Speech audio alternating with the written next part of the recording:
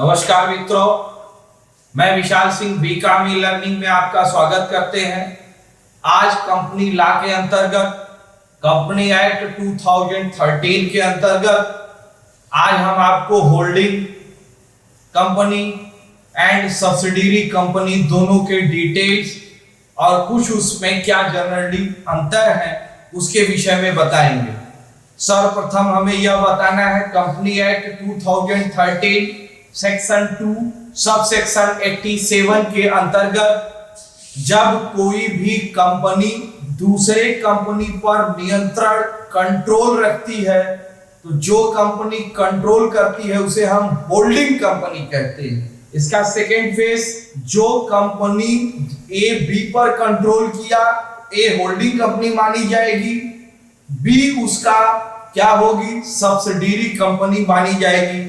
नियंत्रण करने वाली सहायक को हम सहायक कंपनियों को सब्सिडियरी कंपनी के रूप में कहते हैं।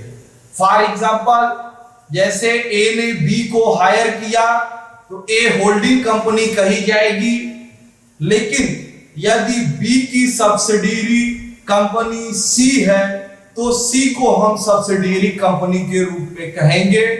ए की होल्डिंग बी और सी दोनों पर लागू होगा। इस दशा में बी और सी दोनों ही ए की सब्सिडियरी कंपनी मानी जाएगी। कुछ इसमें डिफरेंस में हम आपको देंगे होल्डिंग कंपनी और सब्सिडियरी कंपनी के विषय में। होल्डिंग कंपनी सब्सिडियरी कंपनी के टोटल जो डायरेक्टर संचालक मंडल के गठन पर ऑर्गेनाइजेशन पे नियंत्रण करती है, क्योंकि उनके टोटल बिजनेस को कंट्रोल करने का प्रयास करती है। लेकिन इस दशा में सब्सिडियरी कंपनी अपने नियंत्रण को होल्डिंग कंपनी पर उन्हें किसी भी संचालन मंडल पर नियंत्रण करने का कोई अधिकार नहीं है, उस संचालक मंडल की नियुक्ति नहीं कर सकता है। होल्डिंग कंपनी सब्सिडियरी कंपनी का 51% शेयर अपने पास रख सकता है, लेकिन सब्सिडियरी कंपनी होल्डिंग कंपनी की अपने शेयर अपने पास 51% नहीं रख सकता।